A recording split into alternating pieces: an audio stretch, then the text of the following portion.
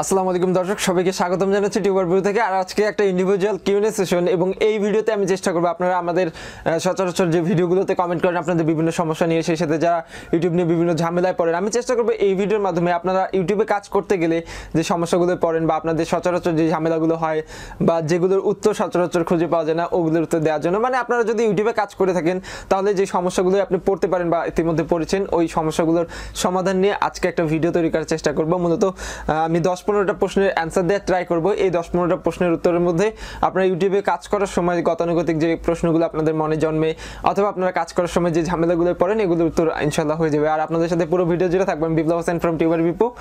শুরু করব তার আগে একটা কথা অবশ্যই বলবো, যারা আমাদের চ্যানেলে নতুন এসেছেন অথবা এখনো সাবস্ক্রাইব করেন, অবশ্যই সাবস্ক্রাইব করে পাশে বেল আইকনটা প্রেস করে নেবেন। আমি চেষ্টা করি সবসময় এই ধরনের প্রশ্নের উত্তর দেওয়ার জন্য। আর আপনারা যদি কোনো সমস্যায় পড়েন অবশ্যই ভিডিওর কমেন্টে কমেন্ট করবেন, আমি চেষ্টা করব পরবর্তী কোনো সেশনে উত্তর দেওয়ার জন্য। তো প্রথম প্রশ্ন আমাদেরকে করেছেন এসটি কাভারচং ছোট ভাইয়া।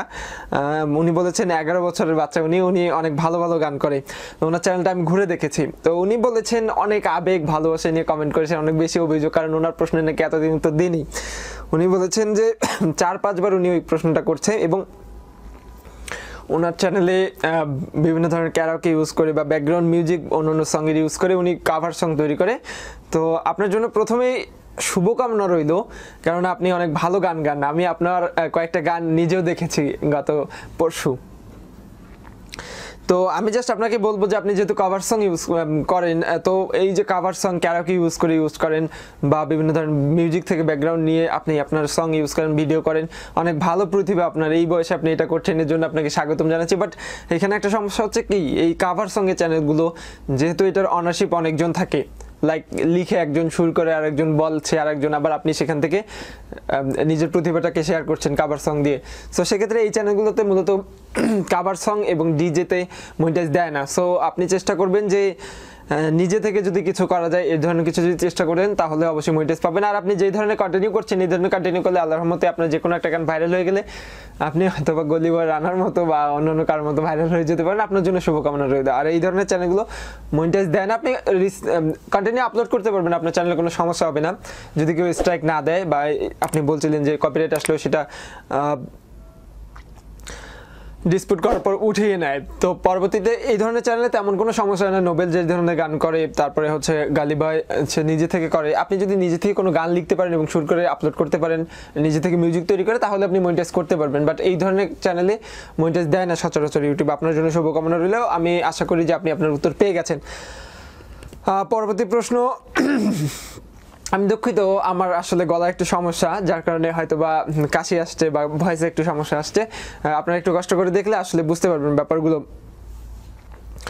আমাদেরকে এরপরে অনেকেই বলে যে your channel not approved for monetization, এখন কি করবে উনি একটু জানতে চাচ্ছে। তো আপনার চ্যানেল যদি মনিটাইজেশনের রিভিউ দেওয়ার পর অ্যাপ্রুভ না করে, তাহলে আপনি আপনার চ্যানেলটা একবার ঘুরে দেখেন যে আপনার চ্যানেলে কোন কোন ভিডিওতে সমস্যা রয়েছে বা আপনার চ্যানেলের কোন ভিডিওগুলোতে টাইটেলে, থাম্বনেইলে, ট্যাগে এগুলোতে সমস্যা রয়েছে। একটু ঘুরে দেখেন, নিশ্চয়ই কোনো সমস্যা বেরোবে, অথবা আপনার কমিউনিটির বিরুদ্ধে কোনো ভিডিও দেওয়া আছে, অথবা আপনি কোনো কিছু কপি করেছেন যার কারণে আপনার ভিডিওতে মনিটাইজেশন অ্যাপ্রুভ করছে না। যে ভিডিওগুলোতে সমস্যা রয়েছে ওই ভিডিওগুলো এডিট করেন অথবা ডিলিট করে ফেলে পুনরায় অ্যাপ্লাই করলে ইনশাআল্লাহ আপনার চ্যানেলটা অ্যাপ্রুভ করবে। ঠিক আছে। আরেকজন প্রশ্ন করেছে পাবনা নিউজ টিভি। উনি বলেছেন আসসালামু আলাইকুম। ওয়ালাইকুম আসসালাম। উনি বলতে চাচ্ছেন আমি ওইভাবে একজন যেভাবে ভিডিও করছে উনি যদি ওইভাবে ভিডিও করে তাহলে কপিরাইট ধরবে কিনা। হ্যাঁ, কন্টেন্ট কপিরাইট নামে একটা অপশন কথা আছে ইউটিউবে, যেটার মাধ্যমে আপনি যদি কারো স্ক্রিপ্ট বা কারো ডায়লগ হুবহু কপি করেন উনি কিন্তু ক্লাইম করতে পারবে। তবে সচরাচর এটা করে না বাংলাদেশে, তারপরে একটু সচেতন থাকা ভালো। ঠিক আছে। তো আরেকজন প্রশ্ন করেছেন, ওনার নাম হচ্ছে দি ক্রেজি লিমিটেড। উনি বলছে কপিরাইট ক্লাইম থাকলে কি মনিটাইজ হবে কিনা। আপনার নির্দিষ্ট কোনো একটা ভিডিও যদি কপিরাইট হয়, ওটার উপরে যদি ক্লাইম থাকে তাহলে ওই ভিডিওটা ডিলিট করে অ্যাপ্লাই করলে আপনার মনিটাইজেশন অন হবে। বাট আপনার চ্যানেলে ইন্ডিভিজুয়াল অনেকগুলো ভিডিওতে বা মিউচুয়ালি কয়েকটা ভিডিওতে যদি আপনার কপিরাইট থাকে বা কপিরাইট ক্লাইম থাকে তাহলে কিন্তু মনিটাইজ অন হবে না। যে কপিরাইট থাকা অবস্থায় মনিটাইজ অন হবে না, তবে আপনার 2-1টা ভিডিওতে ক্লাইম আসছে, আপনার চ্যানেলে স্ট্রাইক আছে, বাট আপনি ডিলিট করে দিয়েছেন আর আপনার চ্যানেলে কোনো সমস্যা নেই, সেক্ষেত্রে আপনি অ্যাপ্লাই করলে কপিরাইট স্ট্রাইক থাকলেও আপনার চ্যানেলে মনিটাইজেশন অন হবে। অল ভিডিও 74 উনি কমেন্ট করেছে ভাই আমার চ্যানেলে কিডস সিলেক্ট করতে পারছে না, পারলে ইটকো পেটকলি যদি দেখতেন পারলে এটাকে প্র্যাকটিক্যালি দেখাতে। আমি একটা ভিডিওতে প্র্যাকটিক্যালি দেখিয়েছি, আপনি হয়তো ওই ভিডিওটা দেখেননি। আমার এই চ্যানেলটা একটু ঘাটাঘাটি করলে কয়েকদিন আগে আমি ওই ভিডিওটা আপলোড করেছি। আপনি যদি বেটা ভার্সন ইউজ করেন তাহলে অবশ্যই আপনি কিট সিলেক্ট করতে পারবেন। আশা করি আপনার উত্তর পেয়ে গেছেন। সুপার স্টুডিও প্রো উনি বলেছেন, ভাই দয়া করে জানাবেন 4000 ঘন্টা না হলে কি আমার চ্যানেল হবে না? 4000 ঘন্টা না হলে আপনার চ্যানেলটা মনিটাইজ হবে না। আপনি কন্টিনিউ ভিডিও আপলোড করতে থাকেন, আপনার চ্যানেলে 4000 ঘন্টা ওয়াচ টাইম ইনশাআল্লাহ খুব তাড়াতাড়ি চলে আসবে। তারপরে অনলাইন টেক উনি প্রশ্ন করেছেন, ভাই গতকাল 4 সেকেন্ডের ভিডিও কপি করেছি তাও কপিরাইট খাইছে। অবশ্যই যদি কোনো ভিডিওতে কন্টেন্ট আইডি নিয়ে থাকে তাহলে আপনি 1-2 সেকেন্ড কপি করলেও কপিরাইট ক্লেম আসতে পারে, এটা অটোমেটিকলি আসে ইউটিউব থেকে কন্টেন্ট আইডি যদি নেওয়া থাকে। আমি ইন্ডিভিজুয়ালি চেষ্টা করবো কন্টেন্ট আইডির উপরে একটা ভিডিও করার জন্য। তো অবশ্যই এই 4 সেকেন্ড যদি আপনি রিমুভ করে দেন আপনার চ্যানেল থেকে, আপনার ভিডিও থেকে ওই ক্লেমটা উঠে যাবে। আর সচরাচর বলা হয় 1 থেকে 9 সেকেন্ড করার পর অটোমেটিকলি যদি কোনো ভিডিওতে কপিরাইট ক্লেম না আসে তাহলে ম্যানুয়ালি কেউ দিতে পারবে না। এটা হচ্ছে ইউটিউবের নতুন কপিরাইট আইন যেটাকে বলা হয়। তারপরে মায়া মাস্তি উনি কমেন্ট করেছেন, কমিউনিটি গাইডলাইন স্ট্রাইক থাকলে মনিটাইজেশন অন হবে কিনা? স্ট্রাইক থাকলে মনিটাইজেশন অন হবে, বাট আপনার চ্যানেলে ওই স্ট্রাইকটা পড়ার পর আপনি ভিডিওটা ডিলিট করে দিয়েছেন। আর যদি কোনো ভিডিওতে কপিরাইট বা কমিউনিটি গাইডলাইন লঙ্ঘন না করা থাকে বা আইনটা লঙ্ঘন না করা থাকে তাহলে কোনো সমস্যা হবে না, আপনার চ্যানেল মনিটাইজ অন হবে। আমি সচরাচর আমার প্রত্যেকটা ভিডিওতে এই ভিডিওগুলো এই ভিডিওগুলো বা এই টাইপের ভিডিওগুলোতে এই কথাটা বলি। আরেকজন প্রশ্ন করেছেন, ভাই একটা কথা, অনেকগুলো চ্যানেল আছে নো কপিরাইট সাউন্ড, এসব চ্যানেল থেকে ভিডিওতে অ্যাড করলে কপিরাইট মারবে কিনা? তো এখন মেইন কথা হচ্ছে আপনি যে চ্যানেল থেকে ইউটিউবের ব্যাকগ্রাউন্ড মিউজিক বা আপনি যে কোনো একটা কপিরাইট কিছু নিলেন, ওই চ্যানেলের নিজস্ব কন্টেন্ট ওটা কিনা এটা কিন্তু আগে যাচাই করতে হবে। অথরাইজ কোনো ইউটিউব চ্যানেল কিনা এটাও দেখতে হবে। দেখার পর যদি আপনি সেই চ্যানেলে যদি থাকে যে নো কপিরাইট সাউন্ড, এটা নিয়ে কোনো কপিরাইট ধরবে না, এটা বারবার ইউজ করা যাবে, সেক্ষেত্রে আপনি ইউজ করতে পারেন। বাট কোনো চ্যানেল আমি ইউটিউবে অনেক চ্যানেল দেখেছি এমন যে যারা নিজেরাই কপি করে নো কপিরাইট বলে আপলোড করে দিয়েছে, তার কিন্তু নিজের ওই কন্টেন্টটা না। সো এই ক্ষেত্রে কিন্তু সমস্যা হবে। তো এটা বাছাই করে অবশ্যই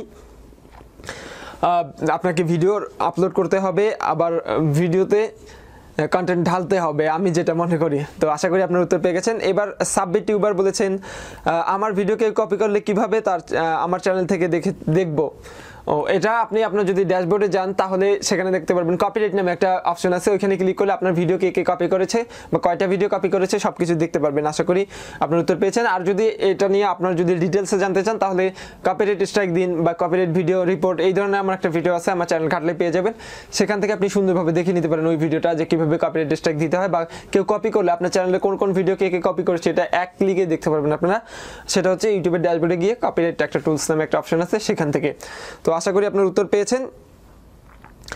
এখানে আরেকজন প্রশ্ন করেছে সালমান শাহ, উনি প্রশ্ন করেন 4000 ঘন্টা ওয়াচ টাইম গেইন করা তো প্রায় ইম্পসিবল, উনি হেল্প চেয়েছেন। কোনো ইম্পসিবল না, আমরা গেইন করেছি, অনেকে গেইন করছে, মনিটাইজেশন এনেবল করছে। আপনার কন্টেন্ট কোয়ালিটি যদি ভালো হয় তাহলে ইনশাল্লাহ আপনি 4000 ঘন্টা না, আপনি 4 লক্ষ ঘন্টা গেইন করতে পারবেন খুব সহজেই। কেননা একটা ভিডিওতে, একটা 1 মিনিটের ভিডিওতে যদি 2,40,000 ভিউ হয় এবং প্রত্যেকেই শেষ অবধি দেখে, বা আপনার একটা 2 মিনিটের ভিডিও 2,40,000 ভিউ হয় এবং সবাই অ্যাভারেজ 1 মিনিট করে দেখে, তাহলে আপনার 2,40,000 মিনিট হয়ে গেল, দ্যাট মিনস 4000 ঘন্টা হয়ে গেল। এটা কোনো ফ্যাক্টই না, নতুন অবস্থায় একটু বেগ পেতে হয়, রেগুলার কাজ করলে ইনশাল্লাহ হয়ে যাবে। তো আমি চেষ্টা করলাম এই ভিডিওতে মোটামুটি সবগুলোর অ্যান্সার দেওয়ার জন্য।